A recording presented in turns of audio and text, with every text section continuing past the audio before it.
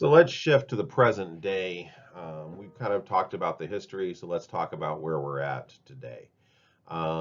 So we are definitely entering into a phase of the last 2 decades of more and more research from human relations movement, more and more focus on kind of organizational psychology, and also kind of that theory why interventions in a manner that actually result in focusing on the individual, focusing on bringing the right people in, and once they're in, retaining them and engaging them. So current trends include globalization. So thinking about how various organizations are moving from being centralized in one culture or one country to being more global. And I can talk to this specifically in my own experiences. When I used to work as an organizational consultant in the 90s, I pretty much worked exclusively with people within the continental United States. Currently working at Aon, my IT people are in Ireland, my operations people are in Germany, and a fair amount of my tech support is actually in India. And we actually have locations throughout the world, and we are a global company. And a lot of the teams I work at represent that globalization. Management perspectives. So basically viewing and recognizing that the way we manage varies depending on who we're managing, what type of jobs they are, what type of tasks and roles are people in, but also the cultures that that management occurs within. We're going to talk about shifting demographics, and this has been a constant change, again, in that kind of open systems, that the demographics of both the skilled workforce, the unskilled workforce, and our customer base have been shifting for all organizations. Not only does that come with globalization, but that also occurs within the specific countries that each company operates within. Obviously responding to technology and how technology is impacting how we work. And this was, of course, fast forwarded in 2020 and 2021 with the pandemic, where many organizations took most of their skilled or white collar work at least fully virtual for a period of time. And we're continuing to see the after effects of kind of that fast forward response to and use of technology. Pretty much, again, when I started consulting in the 90s, most of my consulting was face-to-face, and it involved a lot of travel time. I still travel occasionally for work, but the vast majority of my work is done from the comfort of my home office via virtual meetings. Changing some expectations of what workforce looks like, and also changing expectations of the people that are doing the work. I kind of mentioned in the last module about the idea that classical organizational theory assumes that once you start working for an organization, you're going to be there for life. Workforce doesn't really work that way. Many people come into the workforce expecting to change jobs and companies multiple times. And finally, there's been a quality revolution that's been occurring quietly. And again, I kind of think of this as once you've done scientific management, you've created the most efficient way to be profitable. You've used classical organizational theory to make sure you have the management structure and the hierarchical organization that makes sense for your organization. At that point, we need to start focusing on the individual productivity. How do we make sure there is high quality products being produced? So those are our broad trends, and we're going to talk about each one of them to some degree in the remaining slides as we kind of think about what is the present day of psychology applied to business settings or organizational behavior. So again, we're seeing an increase in global business. And with that increase in global business, we're starting to see a lot of impacts of things that weren't having to be dealt with 20, 30, 40 years ago, including expatriates. So people who are citizens of one country but are living or working in other countries. And you can probably think of some examples of this, but I have personally multiple people in my family that have worked in other cultures and other countries for a significant portion of their life. And that brings us to the idea of culture, the set of values, customs, and beliefs that people have in common with other members of a social unit, i.e. nation. But how do nations vary in culture, and how does that varying of the culture, from an open systems viewpoint, the environment that we're operating in, impacts what kind of inputs we're bringing in, what kind of throughputs or management's going to work, and what the outputs are within that culture. We're also then going to talk about culture shock, so the tendency for people to become confused and disoriented after they attempt to adjust to a new culture. Depending how different that culture is, that shock may be small, it may be large, and we're going to kind of talk about what to expect when we put someone in a brand new culture. And also, finally, repatriation, the process of readjusting to one's own culture once spending time away from it. So there is also a learning curve that happens there when someone has to return to a previous culture and again readjust how they're actually functioning. So what we generally find through the research is that when people work abroad, in other words, this is culture shock, what we find is that basically if we're looking at tending to understand and accept versus tending not to understand and accept, it follows a roughly similar pattern for most people. Now, this is listing in months. Usually it takes almost a full year for someone to fully enculturate, but that may change based on how different the culture is and also how open the person is to new experiences. But generally, everyone is fairly optimistic and excited about the new culture when they first get there. But we find there is usually going to be a low point, usually 2 to 3 months out, where frustration and confusion about the new culture occurs, and this is called culture shock. And it's to be expected, but it also will result in a reduction in performance. Generally, beyond this point, we start to see an increase again in the understanding and acceptance of the culture, but also an increase in the overall performance of the person as they understand and accept the new culture and understand how they need to behave within that culture. The shocks and surprises aren't occurring as often at that point. And we'll typically find this same curve occurs when someone repatriates, though it's usually a much quicker process. So we talked about changing management perspectives. And again, the original perspective, that classical organizational theory or theory X perspective, was a convergence hypothesis, a biased approach to the study of management, which assumes the principles of good management are universal and ones that will work well in the United States or Europe will apply equally well in other nations.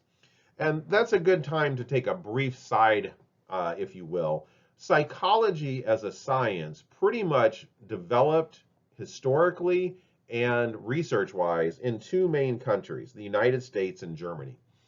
Any person that has a PhD in psychology can probably track back that PhD to either James in the United States or Wilhelm Wundt in Germany. Now, that doesn't mean that there wasn't psychology or psychiatry, which actually is a different field, but also came out of Europe, from other countries other than Germany and the United States.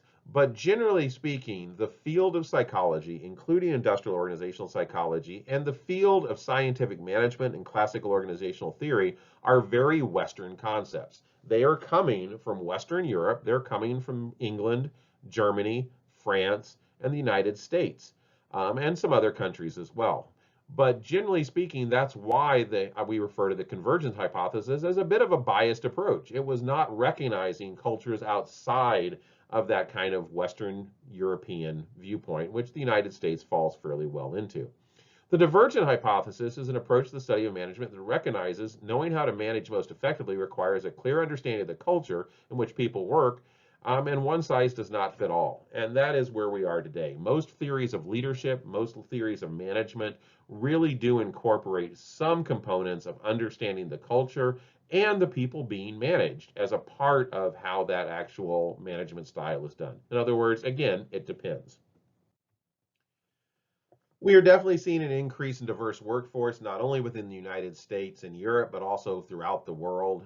We're seeing decreases in what would be traditionally considered in the United States the majority population, usually white, male, middle age, or younger. And we're seeing an increase in almost all other groups. No matter how you split the information demographically, we're finding that though the white male worker is still in a majority position, within Western United States or within the United States and most Western Europe, the dominance of that position is greatly decreasing and will continue to decrease as we also see globalization influencing this as well. So we're generally seeing an increase in older workers. We're seeing an increase in non-traditional workers. We're seeing an increase in part-time workers. We're seeing an increase in almost any ethnic group as far as workforce and also gender differences in workforce. All of those are trends which further kind of weakens that convergent hypothesis, which was based on kind of white, male, Western European views. It really doesn't even apply within modern workforces within the United States at this point. Again, we have that much more, that divergent hypothesis of it applies to figuring out how to manage a very diverse group of people. So again, we see that shifting demographics. More women are in the workforce than ever before. In fact, when we look, except at the very highest levels of leadership, we generally find that in most fields, women are either equal or sometimes potentially even exceeding. Now, there are some gendered workforces. There are some jobs which are much more likely to be biologically women or biologically men, but we're also seeing that major shift as well. Obviously, we've already discussed ethnic diversity. We're also seeing trends in neurodiversity. So, and what that refers to is, again, a lot of our theories are based on what would be considered neuronormalcy, or people that function in a very similar way as far as how they view the world and how they process information. A lot of organizations, and this is a very recent adaptation, have started to wonder, basically, how do we make our workforce, how do we make our jobs and our roles more open to people that might have more diversity in how they view the world and how they process information. Also, people are living longer and working longer than ever before, so we're also seeing a lot more people of different age groups within the workforce. So we're also responding to technological trends. This includes downsizing and right sizing. So basically, organizations are starting to learn how they can do more work with less people. And a lot of times this is brought about by technological changes. Again, I'm thinking of my own organization where at one point we actually had physical offices throughout the United States. I think we had them in approximately 17 different cities. Each one of those involved various staff. So you had secretarial staff, you had maintenance staff, you had food services. We're down to 4. So that alone probably has trimmed costs, obviously, but that also has resulted in a downsizing of the total workforce. Also, a lot of organizations have looked at outsourcing, the process of eliminating parts of organizations so they can focus on their non-core sectors, and outsource to outside companies to do those functions. Sometimes this may actually, again, result in more profitability, but also a reduced workforce. And part of this is being driven by technological advances. Again, it used to be that if you needed organizational psychologists within your organization, if you wanted them physically there, you needed to have not an outsourced organization, but physically people hired to do that job. It's now a lot easier to do a lot of that work virtually, which means a lot of organizations are looking at how to do this. Now, it should be noted that a lot of people will look at this and think to themselves, well, that means that people are losing their jobs. Generally, we haven't found a huge change in the total number of jobs available. It's just different types of jobs and different styles of jobs. Now, if someone is dead set on retaining their skill set and not adapting to these changes, they may find difficulty finding new work. But generally, as each job is changed, as each job reduces, some other job actually typically opens up. So we're not necessarily seeing data-driven evidence of an enormous reduction in the total number of jobs available, but we are seeing shifts in what types of jobs are actually out there. So we also see prominent trends creating virtual organizations, so highly flexible temporary organizations designed over a specific group of companies to do a larger project. So in the past, for instance, if there was a large governmental contract, the only companies that could potentially compete for that were companies that could do everything required by the contract within an in-house setting. So generally very large Fortune 100 companies. Because of the increase in technology and the ability to bring virtual groups together, a lot of smaller companies are banding together to form temporary companies to address these kind of bids. And again, we also see an increase in the use of telecommuting and virtual work. So using communication technology to enable work to be performed from remote locations. And again, just a quick example that immediately pops to mind is when I started teaching at universities, again, actually in this case, very early 90s, I've been doing this for a while. All of the classes were in person. I only took one asynchronous class, and it wasn't online or virtual. It was recorded on audio cassettes. And the instructor basically told you to go to the library, check out the cassettes, and listen to his lectures. And then the only time you were ever in class was the 3 tests. This was a very strange class to take, and I think the only reason the person got away with this was they probably had a lot of grant money. Today, a lot of classes are hybrid or virtual, including this one, which is a fully asynchronous class, which is hopefully presenting a very similar experience to if it was an in-person class, but allowing you to do the work and to actually listen to the lectures as it fits your schedule. So again, there's that changing expectations. We need to increase engagement, mutual commitment between the employee and the employer, pride, organizational services, and a willingness to help. So again, when the model was that once you started working for a company, you would stay with that company for life, there wasn't necessarily a need to worry about someone quitting or worry about necessarily engaging them or getting them to be um, very much positive on the company itself. In the new expectations, a lot of workers are not necessarily thinking they're going to stay with a company for long term. A lot of people are thinking, I'm going to join this company, get what skills I can, and the second it stops advancing or I see a better opportunity, I'm more than willing to shift jobs, which then makes it incumbent on the organizations. How do we make people more engaged? How do we make sure people are wanting to stay with us so that we can increase retention? And this is a major area that a lot of organizations, including universities, are focused at. How do we actually increase retention? So staying through to completing your job. In the case of a university, that would be completing your degree. But also, while there, how do we make sure you're willing to help? Are you a good citizen within the organization? You're a good representation that you'll tell other people that they should come here and work here or go to classes here as well. How do we build pride? And you can probably think of, even at your university, various efforts to build pride. That can include mascots, that it can include interest in sporting events, that can also include registered student organizations, things that allow you to become more engaged than just taking classes. And a lot of organizations are doing this as well. I know my organization often makes available various prizes and awards, including jackets and clothing with our logos on it, to try to get us more prideful in that organization. And again, these are all efforts to increase that engagement, to also increase the willingness of people to stay in that workplace so they don't have to be replaced, to increase retention. So obviously, increased flexibility. This was a hot topic well before the pandemic, and a lot of organizations were playing around with various ways to create work flexibility, giving basically employees some discretion over when they arrive and leave at work, and making it easier for them to adapt their work schedules to the demands of their personal life. This included a contingent workforce, so basically people hired by organizations to do temporary work for a finite period of time. A lot of retail organizations do this with holiday hires, where basically people are brought in only for seasonal work. Complete and can also can include compressed work weeks, so allowing people to work fewer days but longer hours. And I actually have some colleagues that currently work 4-day instead of 5-day weeks, so they work 4 10-hour shifts instead of 5 8-hour shifts. Job sharing, so some form of regular part-time work in which pairs of employees assume the duties of a single job, splitting responsibilities, salaries, and benefits.